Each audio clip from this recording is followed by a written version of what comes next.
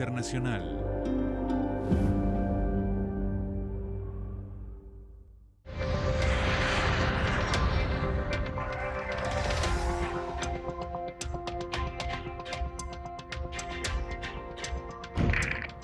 No hay un medio de comunicación en el mundo que no se refiera a lo que está pasando milagroso. Conversaciones entre Corea del Norte y del Sur, el paralelo 38 los dividió después de la guerra del 53 años de una guerra entre hermanos que no llegó a un tratado de paz, así que están de hecho en guerra permanente Corea del Norte y del Sur. En el norte comunista, socialista extremo, en el sur capitalista, siguiendo el modelo occidental. ¿Cómo ve como politólogo la posibilidad de que se negocie todo en política? No, la negociación es fundamental en política, sin duda, pero como lo decía antes, una negociación tiene que tener claro cuál es la agenda, cuáles son los propósitos y transparencia y tiempos para lograr esos acuerdos. De resto, lo demás es un saludo a la bandera. El hecho de que Corea del Norte y Corea del Sur, entendiendo la forma como se ha comportado Corea del Norte durante todos estos tiempos, que logre la posibilidad de un diálogo con Corea del Sur, eso es fundamental y hay que aplaudirlo.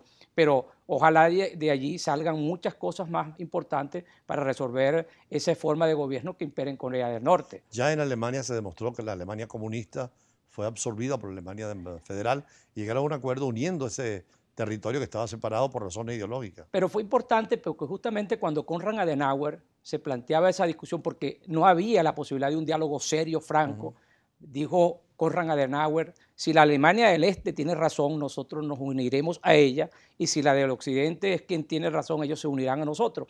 Y fue el tiempo quien logró que se diera ese diálogo, pero Konrad entendió que era imposible un diálogo en ese momento con la radicalización que había en la Alemania oriental. Entonces, el diálogo tiene que estar siempre claro. El diálogo debe haber una convicción de las partes y un verdadero deseo de acuerdo. Si eso no está presente, es imposible un diálogo. Se dice que gracias que Gorbachev entendió que tenía que dialogar por los comunistas y Reagan por el capitalismo, se eliminó lo que era la carrera armamentista y la Guerra Fría.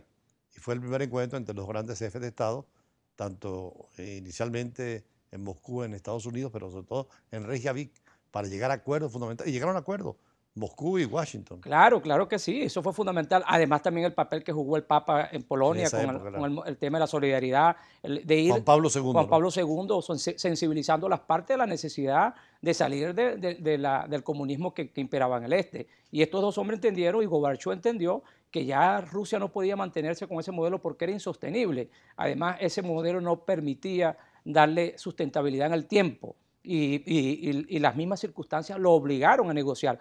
Pero ahí vemos lo que estamos diciendo, la importancia de un diálogo cuando las partes y los líderes están claros que hay que llegar a acuerdos. De resto no tiene sentido. De resto es saludo a la bandera. Eso tranquiliza al Asia, donde hay factores tan importantes como los propios Estados Unidos, China, Japón, una economía tan importante, y Rusia, que está muy cerca también. Claro, es que el mundo de hoy, embajador, no puede darse el lujo del conflicto. Un mundo globalizado, donde las economías cada vez están más interdependientes, los estados están más interdependientes, donde el valor de la democracia juega un rol fundamental precisamente para las tomas de decisiones, es imposible que se le hagan lo al conflicto. No es el conflicto lo que va a preponderar en las cabezas de los grandes líderes. Lo que tiene es que precisamente estar claro ello que lo importante es la negociación y el diálogo y la democracia para llevar a cabo modelos que premien algo fundamental, que es la libertad del hombre, que es lo que, en todo caso, es lo que el ser humano debe de premiar. Por eso es que esa discusión de la que hablamos anteriormente en Europa no tuvo fracaso, porque el socialismo ¿qué hacía? Premiar la igualdad en contra de la libertad o matando la libertad. Y lo más preciado que tiene el ser humano es la libertad. Y en libertad podemos lograr lo que queramos con entendimiento, con diálogo, porque la libertad mía se respeta al igual que la suya y la que nos está viendo. Hay un respeto por ella. La última edición de The Economist para 2018 dice que los grandes temas de este año van a ser, por una parte, el armamentismo y la necesidad de luchar, sobre todo en la parte nuclear, la pobreza que está muy extendida en el mundo. En tercer lugar, lo ubican como algo muy importante el terrorismo y en cuarto lugar, la preocupación ecológica por el ambiente. Y que más adelante tenemos a Manuel Díaz, que es el vocero fundamental del pensamiento ecológico, ecopolítica en Venezuela.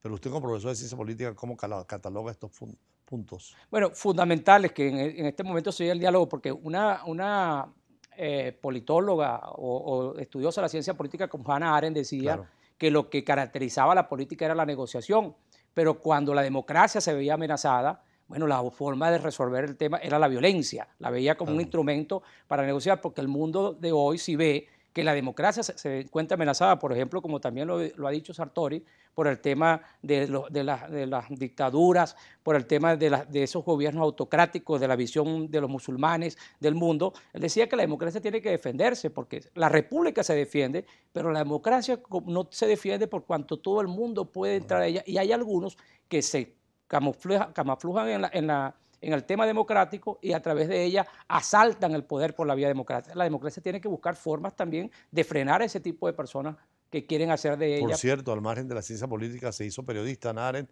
y siguió el juicio de Eichmann, a quien llevaron a Israel para condenarlo, pero eso sí, con un juicio justo, con un debido proceso, con abogados, porque el ser humano necesita, por más criminal que sea, toda una justicia que se le aplique. Y habla mucho eso de la banalidad del mal y la necesidad de una sociedad democrática donde haya principios de debido proceso y que se escuche con buenos jueces. Claro, pero si eso es lo importante de una democracia. Tú no puedes, si no hay pena de muerte, ¿cómo vas tú inmediatamente a matar sin darle la oportunidad de defensa a la contraparte? En los gobiernos democráticos, justamente si alguien comete algún delito, lo más importante es buscarlo y presentarlo ante los tribunales de la República. Bueno, Saddam Hussein, que era un criminal de guerra, fue llevado a un juicio y se nombró sus abogados y claro, lo ejecutaron, pero dentro de un proceso que hubo posibilidad de escuchar a las partes. Claro, que se puedan defender. El tema ecológico, porque el mundo de hoy, vemos el calentamiento que está sufriendo el mundo de hoy y todos aquellos empresarios, todas las personas que están dedicados a la economía mundial deben de ponerle atención a esto, ver qué es precisamente lo que está pasando, qué es lo que genera contaminación en el mundo, para que el mundo vaya hacia un desarrollo verdaderamente sustentable y donde el ser humano no se afecte, porque ¿qué sentido tiene desarrollar el mundo para que después mañana la especie humana sea extinguida? No tiene ningún sentido. Lo más importante, como decíamos ya, y esas son las ideologías que uno aprecia, es que el ser humano debe ser el centro de atención de todo desarrollo.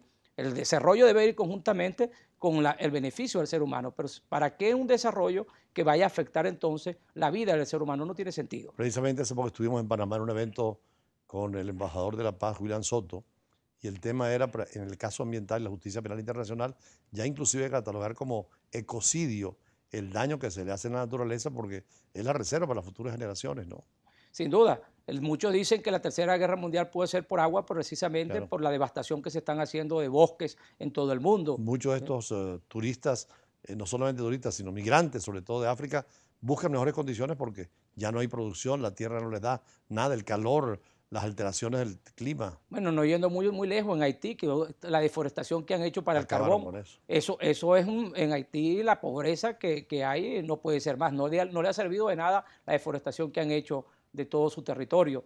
Y eso no es la mejor forma de lograr un desarrollo. ¿Ya empezaron ustedes en la Escuela de Ciencias Políticas, las clases? Sí, ya las clases se ¿Cómo comenzaron. está la Universidad Central? Bueno, la Universidad Central, como todo el país, se nota la crisis que hay, el tema de la inseguridad, los estudiantes con una gran preocupación porque muchos jóvenes se nos están yendo del país. Profesores también. Profesores que están abandonando la universidad porque no da el sueldo para vivir.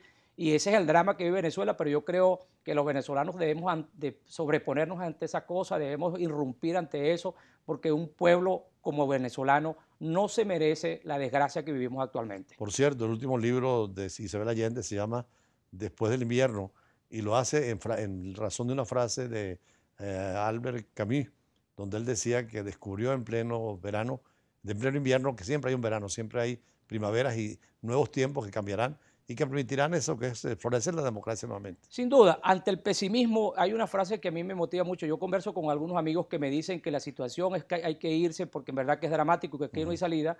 Yo les recuerdo una frase de Jean Lacroix que decía: el político es un filósofo al aire libre que ante el pesimismo de la inteligencia debe anteponer el optimismo de la voluntad. Hay que leer a Jean Lacroix porque con Mounier y con toda esa gente, Jacques Maritain, era ese pensamiento cristiano de centro-izquierda muy conveniente en el mundo de hoy. Ya vamos a un corte, pero después conversaremos también, como decíamos, sobre el tema ecológico con una autoridad en esta materia. Manuel Díaz.